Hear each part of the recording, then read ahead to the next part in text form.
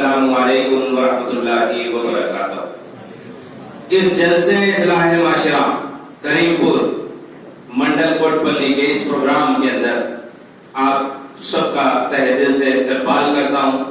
اس موقع پر تمام منتظمین بالخصوص شیر علی صاحب کا میں مشکور ہوں کہ انہوں نے انتھک محنتوں کے ساتھ اس جلسے کو کامیاب کرنے کی پوری کوشش کی ہے، اور الحمدللہ بظاہر جلسہ کامیاب ہوتا نظر آ رہا ہے۔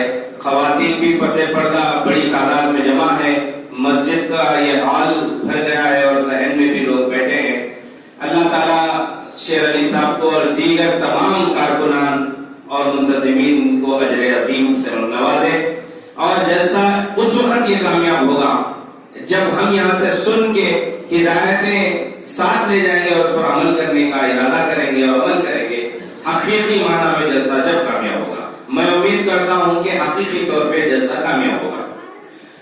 محترم حضرات، قرآن مجید کی جس آیت شریفہ کی میں نے تلاوت کی ہے، اس میں اللہ تبارک و تعالیٰ مسلمانوں سے کہتا ہے کنتم خیر امۃ اخرجت للناس، ہم نے تم کو بہترین امت بنایا ہے، لوگوں کی نفع رسانی کے لیے اٹھایا گیا ہے، سارے انسانوں کی نفع رسانی اور فائدہ پہنچانے کے لیے میدان میں لایا گیا ہے۔ تم نیکیوں کا حکم کرتے ہو اور برائیوں سے روکتے ہو، اللہ پر ایمان لاتے ہو۔ جس حدیث شریفہ کی میں نے آپ کے سامنے پیش کیا ہے، اس کو منتخب کیا ہے، اس حدیث شریف میں اللہ کے نبی صلی اللہ علیہ وسلم فرماتے ہیں، سرور کونین صلی اللہ علیہ وسلم ارشاد فرماتے ہیں تم میں سے بہتر وہ ہے جو اخلاق میں بہتر ہے۔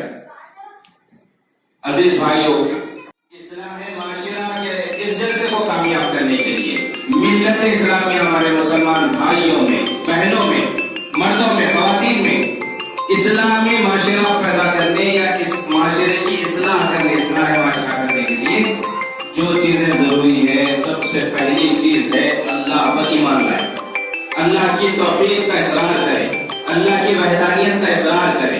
جب ہم نے ایک اللہ کو مان لیا ہے، لا الہ کے ذریعے سے تمام معبودان باطل کو رد کر دیا ہے، ایک صرف اللہ پر ایمان لایا ہے، تو اس کا تقاضا یہ ہے کہ اسی کی بندگی بجا لائے، اسی کی بڑائی کرے، اسی کا ذکر کرے، اسی سے دعا مانگے، اسی سے محبت کرے، اسی سے ڈرے، اور اس کا بول بالا کرے، اس کا نام اوپر کرے۔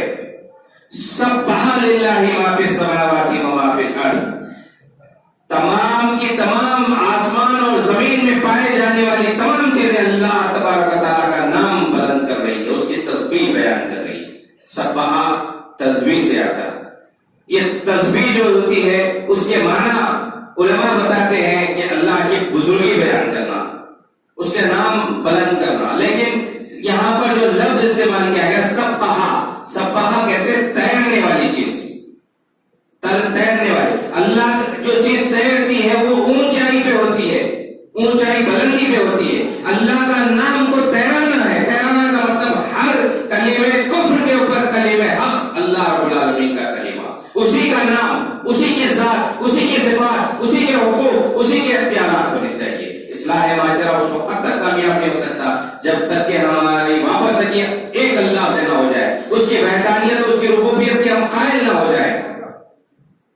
خالق کائنات نے ہمیں کیوں تخلیق کیا ہے، اس مقصد کو نہ پہچانے اور اللہ کی بندگی نہ بجا لائے جب تک اصلاح معاشرہ نہیں ہونے والا ہے۔ دوسری چیز، ہمارے رویے میں اور عمل میں تبدیلی آنے کی ضرورت ہے۔ نبی اکرم صلی اللہ علیہ وسلم فرماتے ہیں تم میں سے بہتر انسان وہ نہیں ہے جس کے پاس مال و منال ہے، جس کے پاس جائیداد ہے، جس کے پاس کھیت ہے، کسی کے پاس پیسہ ہے، درہم ہے، دینار ہے، ڈالر ہے، پیٹرول ڈالر ہے، وہ نہیں ہے۔ جس کی اچھے اخلاق ہے وہ بہتر ہے تم میں سے، وہ تم میں سے بہتر نہیں ہے جس کا اعلیٰ حسب و نسب ہے، اونچے خاندان سے تعلق رکھتا ہے، شریف خاندان سے تعلق رکھتا ہے، اچھے قبیلے سے تعلق ہے اس کا، وہ نہیں ہے۔ وہ نہیں ہے عزیز جو خوبصورت ہے، جمیل ہے، جس نے اپنے جسم کو بنایا ہے، باڈی بنایا ہے، وہ نہیں ہے۔ اللہ کے نبی صلی اللہ علیہ وسلم فرماتے ہیں جس کے اخلاق اچھے ہو وہ اچھا ہے۔ اخلاق بہتر بنانا ہے۔ ستم ظریفی یہ ہے کہ ہم सूरत बनाने की कोशिश करते हैं लेकिन सीरत बनाने की कोशिश नहीं करते। हम ज़ाहिरी तौर पे अच्छा बनने की कोशिश करते हैं लेकिन हमारे रवैये के जरिए, अखलाक के जरिए से अच्छा बनना नहीं चाहते। इस्लाह माशरा के लिए जरूरी है कि हमारे अखलाक दुरुस्त हो। जैसे इमाम पाशा साहब ने कहा कि जबान से, हाथ से महफूज रहे लोग, वो है हमारा किरदार। हजरत उमर रज़ियल्लाहु अन्हु से किसी ने कहा कि फलां शख्स बड़ा नेक है। हजरत उमर ने कहा, क्या तुम उनके साथ रह चुके हो या तुमने उनके साथ सफर किया है? अगर तुम उनके साथ नहीं रहते और तुम उनके साथ सफर नहीं किए तो उनके ताल्लुक से राय कायम नहीं कर सकते कि वो अच्छे हैं। जब इंसान किसी के साथ रहता है या सफर करता है तो उसके अखलाक सामने आते हैं, वो इंसान खुल के आता है सामने, तभी कहा जा सकता है ये इंसान सही है, ये इंसान गलत है, ये इंसान अच्छे अखलाक वाला है, ये इंसान बुरे अखलाक वाला है। इस्लाह माशरा के लिए भाइयों इत्तेहाद मिल्लत बहुत जरूरी है। जब तक मिल्लत मुत्तहिद नहीं होगी, इस्लाह माशरा की सारी कोशिशें नाकाम हो जाएगी। हनफी, शाफी, मालिकी, हम्बली, मुखल्लिद, गैर मुखल्लिद सब एक हो जाए, एकजुट हो जाए। सुन्नी ना रहे ना कोई वहाबी, कोई देवबंदी रहे ना कोई बरेली, सब मिल जाए, एकजुट हो जाए, एक हो तो बन सकते हैं खुर्शीद व मुबीन, वरना इन बिखरे हुए तारों से क्या बात बने। एक बन जाए तो सूरज बन सकते हैं जो पूरे जहां को मुनव्वर करता है, गर्मी देता है, ताजगी देता है, रोजाना एनर्जी देता है। बिखरे हुए तारों से कोई बात नहीं बनने वाली। यहाँ बिखरे हुए तारे बन के हम इस गांव में रहेंगे, इस मंडल में रहेंगे, इस जिले में रहेंगे, इस रियासत में रहेंगे, इस मुल्क में रहेंगे तो हमारा काम नहीं बनने वाला है। हमको एकजुट होना पड़ेगा, अपने नफ्स को मारना पड़ेगा, सामने वाले को गले लगाना पड़ेगा, सामने वाले की गलतियों को माफ करना पड़ेगा। इत्तेहाद मिल्लत के बगैर ये काम नहीं होने वाला। अल्लाह ताला ने कहा वअतसिमू बिहब्लिल्लाहि जमीअ वला तफरकू, तुम सब मिलके अल्लाह की रस्सी को थाम लो और इस मामले में मुतफर्रिक ना हो जाओ, तफर्रुक का शिकार ना हो जाओ। इत्तेहाद मिल्लत बहुत जरूरी है। फिर आगे जो चीजों की जरूरत है वो ये है कि हमको एक इरादा करना पड़ेगा कि मैं अब जिंदगी में तब्दीली लाऊंगा, यहां से मैं बदलूंगा, तभी जाके इस्लाह माशरा की जलसे कामयाब होंगे। जब तक कि हम इरादा नहीं करेंगे, अज़्म नहीं करेंगे, हौसला नहीं पैदा करेंगे कि हम हमारी पिछली जो बेढंगी जिंदगी थी उसको छोड़ेंगे, अब सही जिंदगी के ऊपर सही रास्ते पे हम चलेंगे, तब तक हमारे अंदर तब्दीली नहीं आ सकती, मिल्लत के अंदर तब्दीली नहीं आ सकती। भाइयों, हमारे अंदर उस वक्त तब्दीली आएगी, हमारा माशरा सही माना में उसकी इस्लाह हो सकेगी और सालेह माशरा बनेगा जब हम ये तय करेंगे कि हम अपने अमाल पर निगाह रखेंगे, अपने भाई के अमाल पे निगाह नहीं रखेंगे, हम अपनी नमाज को दुरुस्त करेंगे, भाई की नमाज पे नजर नहीं रखेंगे, तब जाके हम जो है दुरुस्त हो सकते हैं, सही हो सकते हैं, इसका अच्छा असर माशरे में पड़ सकता है। भाइयों, जो चीज की जरूरत है वो ये है कि कुर्बानी दे। जो भी नेक बनना चाहता है, माशरे को नेक बनाना चाहता है, उसको कुर्बानी देना पड़ेगा। हमारा मामला ये कि कुर्बानी से हम कतराते हैं। किसी चीज को छोड़ना, कोई बुरी आदत को छोड़ना हमारे लिए मुहाल होता है। हम कोई अच्छी आदत कबूल करें, इसके लिए बहुत तकलीफ होती है, हम पसोपेश का शिकार होते हैं। हमको चाहिए कि अपने अंदर से बुरे अखलाक निकालें, बुरी आदतों को निकालें, अच्छे अखलाक पैदा करें, अच्छी आदतों को सीखें, अच्छी आदतों की प्रैक्टिस करें, उस पर अमल करें। नमाजों के अंदर बेढंगी होती है, कभी 3 पढ़ते, कभी 5 पढ़ते, कभी 1 भी नहीं पढ़ते। ये बेढंगी खत्म होना चाहिए। 5 वक्त की नमाज पढ़ना चाहिए। रोजे महशर जो सबसे पहले सवाल किया जाएगा, मेरी माँ बहनों से भी गुजारिश है कि सबसे पहले जो रोजे महशर में हिसाब किताब होगा वो नमाज का होगा।